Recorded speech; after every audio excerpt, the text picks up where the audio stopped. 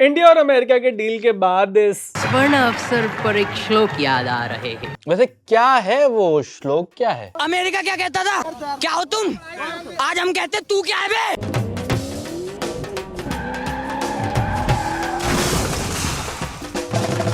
Trump आ रहे हैं धीरे धीरे नीचे, शायद इसलिए इंडिया से कभी दोस्ती नहीं छोड़ी उन्होंने और कहते रहे ये दोस्ती हम नहीं तोड़ेंगे। तो ट्रम्प ने झुकना शुरू कर दिया है। वैसे कुल मिलाकर देखें तो ट्रम्प का टैरिफ वाला ढोल लगभग फटे हाल में है और धीमे धीमे वो ध्वस्त भी हो ही जाएगा। इस डील के बाद कई तरीके की बातें वैसे सामने आ रही हैं।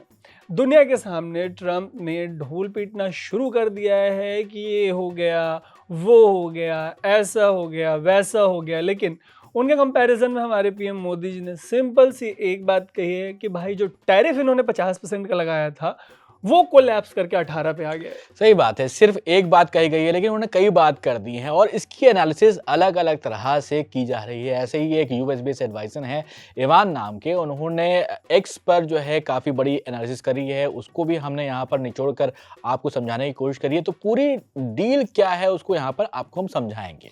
देखिए, बहुत दिनों से इंडिया और अमेरिका में रूस के तेल को लेकर दोनों के बीच, इंडिया और अमेरिका के बीच मसले चल रहे थे।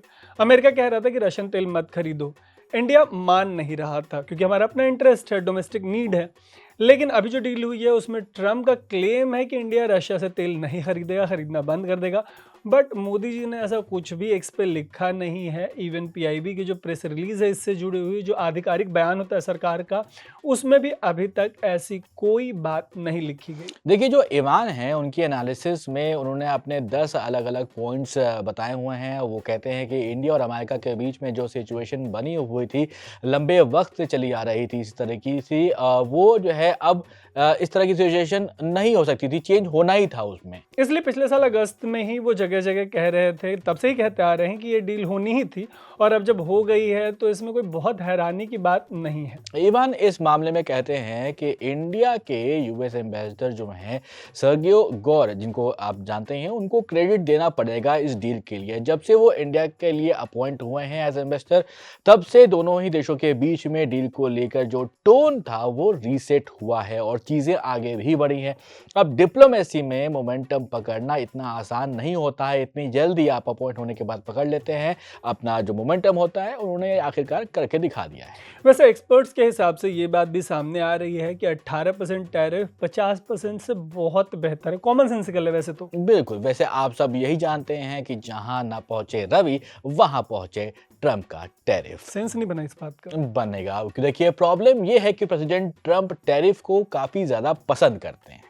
ट्रम्प ने टैरिफ्स का इस्तेमाल सिर्फ, मतलब यूजुअली ट्रेड डिस्प्यूट में आप इसका इस्तेमाल कर सकते हैं, लेकिन उन्होंने इसका इस्तेमाल ना जाने किस किस चीज़ों के लिए किया।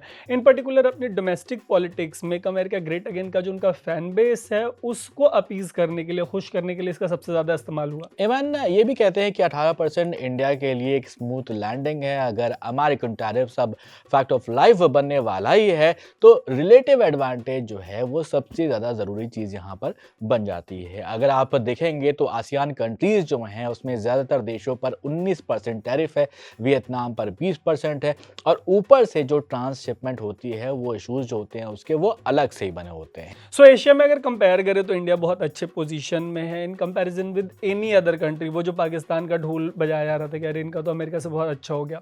इंडियन एक्सपोर्टर्स के लिए जो ट्रेड डील है फेस वैल्यू पे निटिग्रिटीज आएंगी, अच्छी चीज़ है। देखिए, चाइना को इग्नोर मत कीजिएगा यहाँ पर, क्योंकि बीजिंग को टैरिफ जो है पुराने लेवल्स पर लाने की ज़रूरत नहीं है। उसे बस इंडिया और आसियान के करीब आना है। ताकि इससे होगा क्या, इससे ये होगा कि भाई मैन्युफैक्चरर्स जो है उनकी लॉन्ग टर्म कैलकुलेशन गड़बड़ा जाए और चाइना प्लस एक्स स्ट्रैटेजी में अगर आप देखेंगे तो वो कॉम्प्लिकेट ही होती आगे जाएगी। ये सारी बातें हम उन्हीं के, मतलब जो एनालिसिस है उसके हवाले से कर रहे हैं इवान के। वो कहते हैं कि इम्पॉसिबल नहीं लगता बहुत कुछ, खासतौर पे तब जबकि यूएस चाइना लीडर्स जो है उनकी मल्टीपल मीटिंग्स हो चुकी हैं, मल्टीपल मीटिंग्स पॉसिबल हैं। ट्रम्प भी साफ तौर पे बीजिंग के साथ डील करना चाहते हैं। अच्छा तरुण, यहाँ पर एक बात और आई है, एक नंबर दिया गया है $500 बिलियन का। अब यहाँ पर उसको एनालाइज किया है ईवान ने, तो उसमें उन्होंने कहा है कि इस नंबर को बहुत ज़्यादा सीरियस लेने की बिल्कुल भी ज़रूरत नहीं है। हालांकि ट्रंप ने सोशल मीडिया पर, अपने जो ट्रूथ सोशल पर लिखते हैं, उन्होंने एक टारगेट लिख दिया। अब ये टारगेट सुनने में तो अच्छा लगता है, लेकिन रियलिटी में अगर देखिए तो डाटा जो है वो अलग तरीके से बातें करता है। 2024 में यूएस के गुड्स एक्सपोर्ट्स की बात करें इंडिया के मामले में, तो टोटल जो ट्रेड है वो 41.5 बिलियन का था। इसके अलावा यूएस के सर्विसेज एक्सपोर्ट्स की बात करें इंडिया के मामले में, तो ये $41.8 बिलियन का था।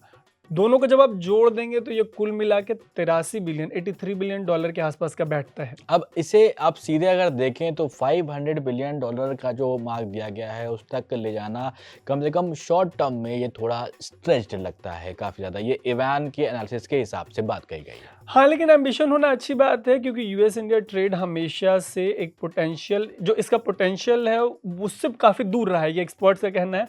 लेकिन अभी एक बार फिर हम क्लियर कर दें कि जब हम इसे रिकॉर्ड कर रहे हैं तब तक कोई भी ऑफिशियल डेटा, ऑफिशियल स्टेटमेंट्स आए हैं, बट उसमें निटिग्रिटीज नहीं है अभी तक। डेटा नहीं बताया गया कि किस पर कहाँ कुछ कैसे लगाएंगे। वैसे एक्सपर्ट्स को अभी भी शक है कि इंडियन गवर्नमेंट रशियन ऑयल से जुड़ी हुई कोई भी कमिटमेंट ओपनली लिखित रूप में, रिटन में देगी यूएस को। फिलहाल के लिए अगर आप देखें तो ट्रंप ने ढोल पीटना शुरू कर दिया। हाँ, अगर ऐसा कुछ हो भी जाए तो फिर ये सरप्राइज की बात होगी सभी के लिए कि भाई इंडिया रशिया से ऑयल नहीं लेगा। वैसे ठीक ही है कि इंडिया और अमेरिका के रिलेशन सही होने चाहिए, रिश्ते बेहतर होने चाहिए। वैसे दोनों कंट्रीज़ के लिए पीएम मोदी और ट्रंप ने विन विन सिचुएशन वाली बात की है, उसी को इंडोर्स करते रहे हैं। अगस्त के बाद थोड़ा ऑफ ट्रैक हो गया था। हाँ, लेकिन फिर भी आगे का क्या होने वाला है ये किसी को नहीं पता है। ट्रंप को भी नहीं पता है कि वो क्या करने वाले हैं आगे। अगर आपको पता हो तो आप कमेंट बॉक्स में लिख कर बताइएगा। फिलहाल इस एपिसोड में इतना ही। मेरा नाम है सोबान, मेरा नाम है तरुण और आप देख रहे हैं द न्यूज़ न्यूज़ लॉन्डे। लॉन्डे।